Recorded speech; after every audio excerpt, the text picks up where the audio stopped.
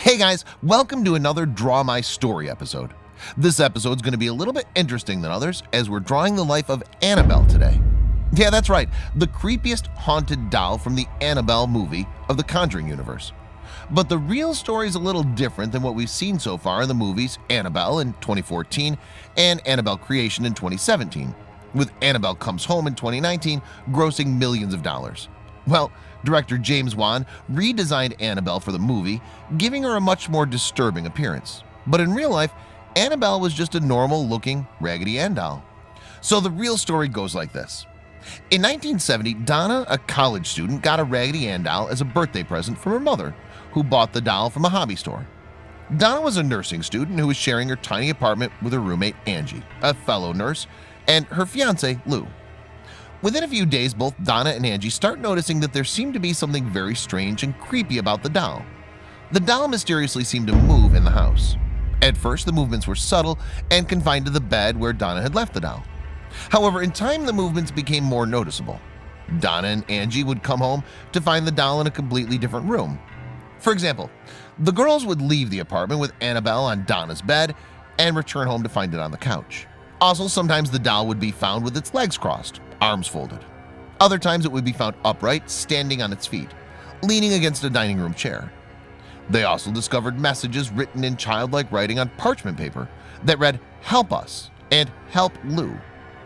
What made the message even more strange was that Donna did not have parchment paper in the apartment. So where the heck did it come from then? Quite obvious at this point that there's something going severely wrong in the house. One night, Donna came home to find blood drops on the chest of the doll came from nowhere, and a sense of fear came over her. Scared, Donna then finally brought in a medium and a seance was held. And that's where she came to know that long before their apartment complex had been built, there had been a field on that property. A 7-year-old girl named Annabelle Higgins had been found dead in that field. Out of compassion, Donna and Angie permitted the spirit to stay with them by possessing the doll. But Angie's fiance Lou never liked the doll. He even warned Donna that it was evil and to get rid of it. But it was too late when they realized that the spirit was no ordinary, who appeared to be Annabelle. One night, Lou woke up suddenly from a deep sleep and realized that he was unable to move. Then he saw the Annabelle doll at his feet slowly glided up his chest to his neck. Then she stuffed her hands around his throat and tried to choke him.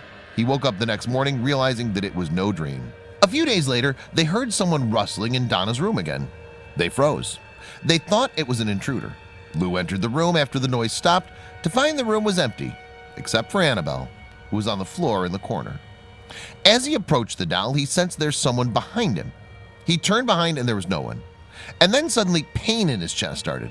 He looked under his shirt and saw a series of raking claw marks, rough ditches in his flesh that burned.